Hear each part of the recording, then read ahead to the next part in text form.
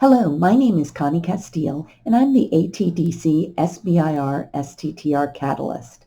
My role is to help you better understand SBIR and STTR, help you understand if it's right for your company, and then help you along the way if it is right for your company. I created this short presentation so that you understand the basics of what it is and what it's not. So do you need funding? I have a lot of companies, entrepreneurs, and researchers who come to me saying they are looking for funding.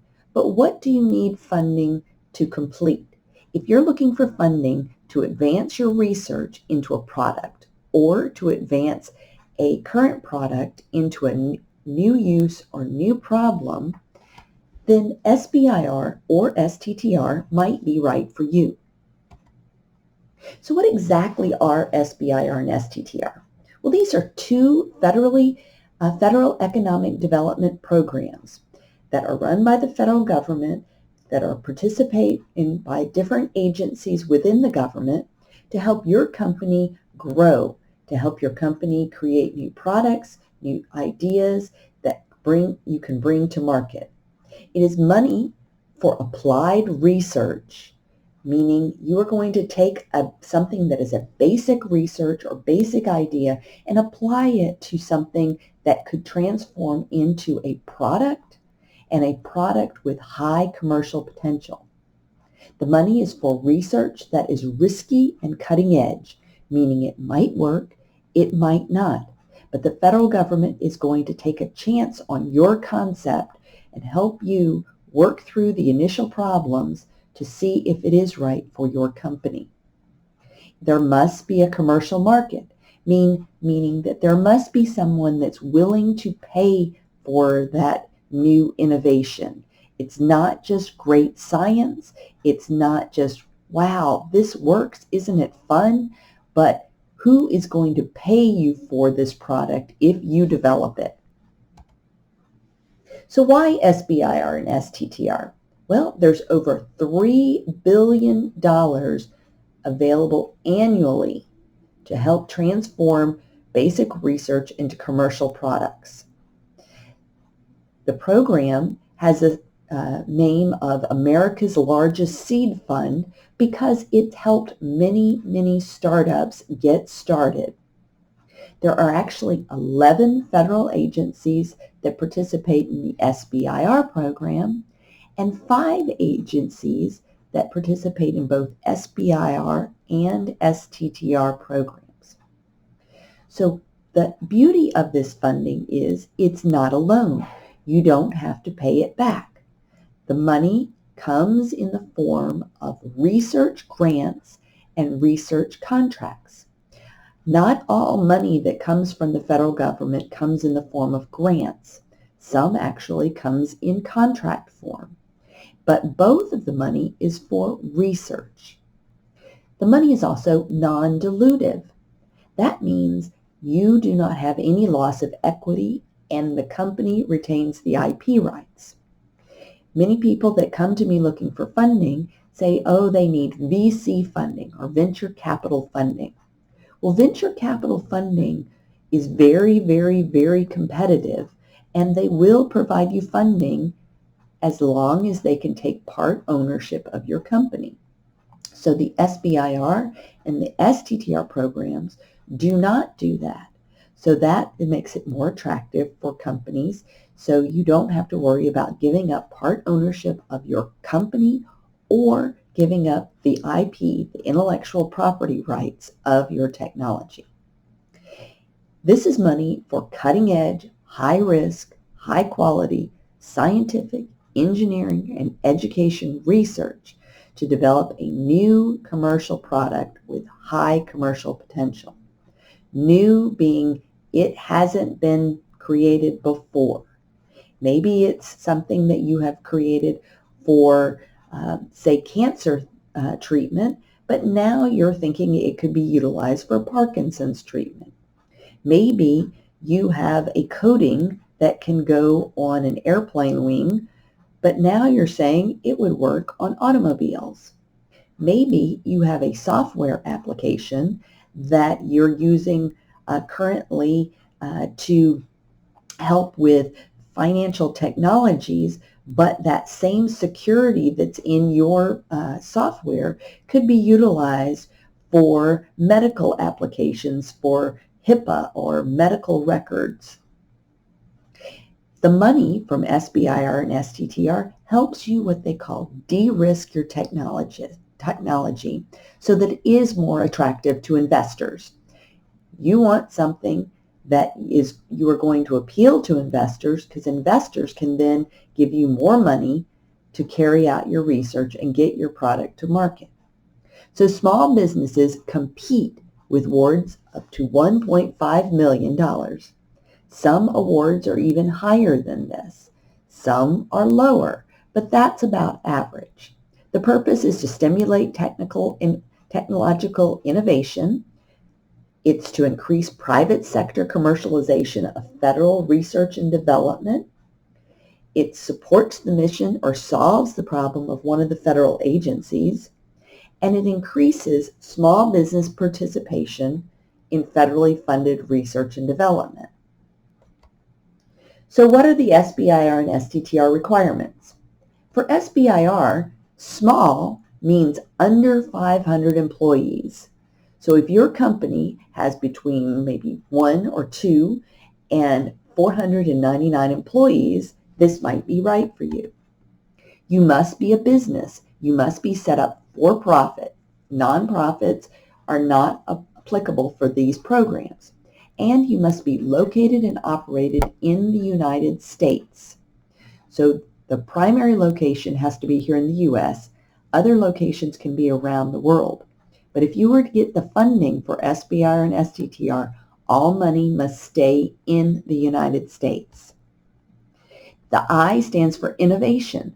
Innovation being cutting edge, new, disruptive. So if you have something that you currently are working on and it goes for one application, maybe you develop something that is for the railroads, but now you're thinking this could be applicable to the agriculture industry. So it's a new application. It's new for the agriculture industry, even though it's been around for the railroad industry. The money goes for research. Research as in the test and procedures performed very methodical way to prove that your concept works. It is not for discovery, or it is not to put two chemicals together to see what happens. It is what happens when we put these two chemicals onto metal. Will that prevent erosion and rust from forming on that metal? The company, the applicant, must perform at least 66% of the work, but as a small company, you might need to subcontract some.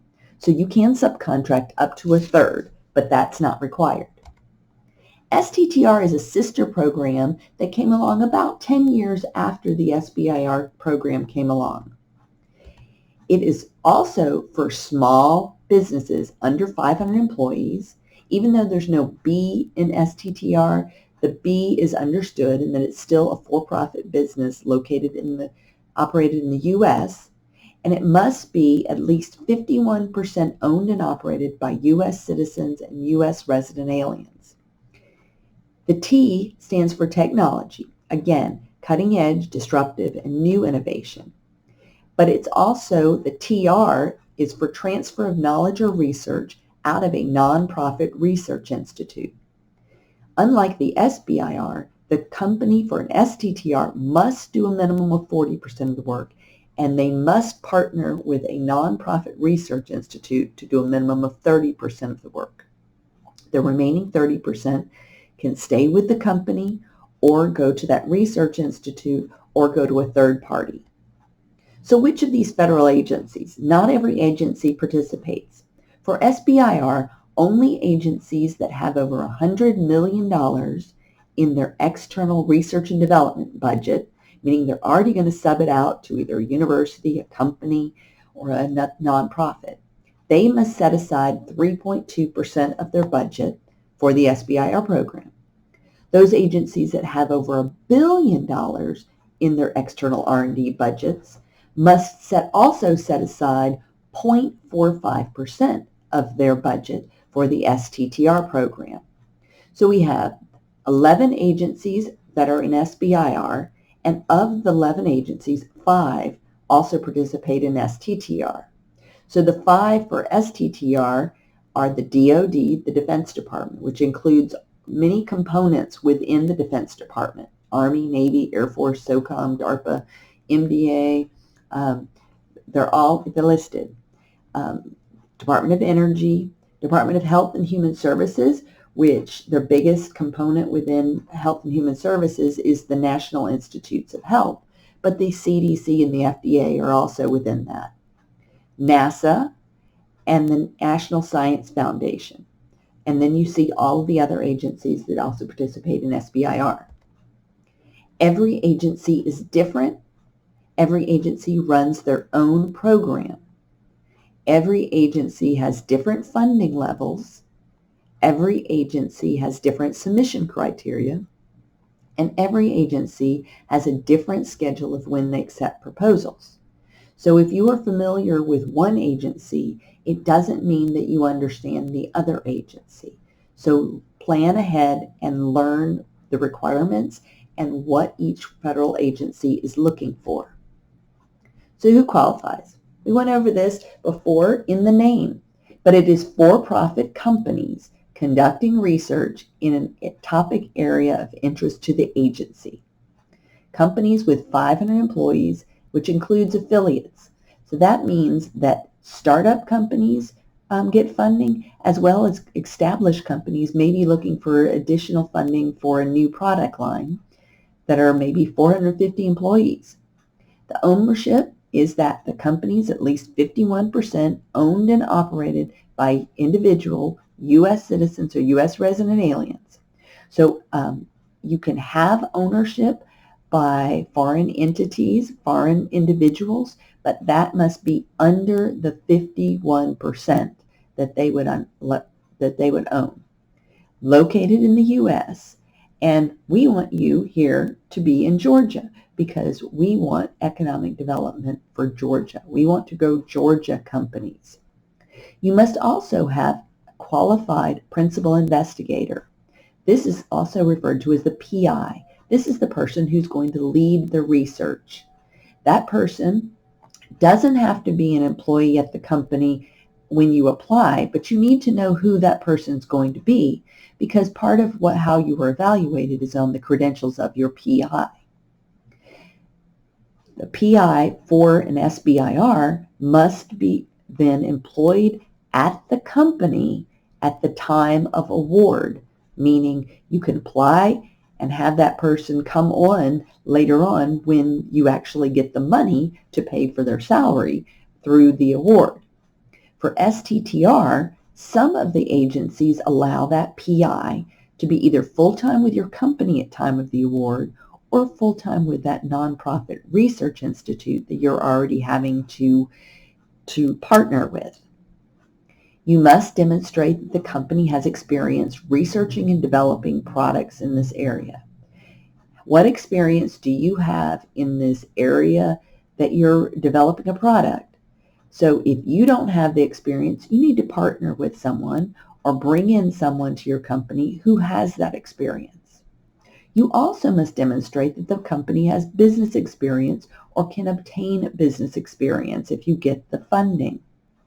This is because unlike a lot of the funding, federal funding that goes to universities, for example, to create, to develop, and to explore and to discover new scientific discoveries, this is going to be a product. So you need to have someone who understands how to run a business.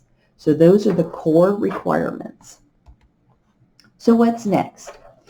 The SBIR.gov is the official site for SBIR and STTR.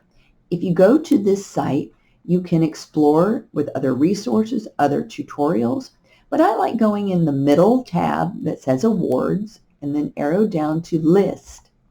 This will show you every award that has been made for SBIR and STTR and give a summary of what that award is. So you can search to see, well, what other agencies have funded something like I'm working on? Does it seem like that this is something the Army would buy? Because maybe they've bought something similar in the past. So you can do a keyword search. I would suggest doing very narrow specific terms as well as broad terms, because it's really just looking for keystroke by keystroke, and you don't want to miss out on something. Use every kind of synonym to think of what you are developing. So maybe besides software, maybe put apps in. If you're saying apps, maybe also applications.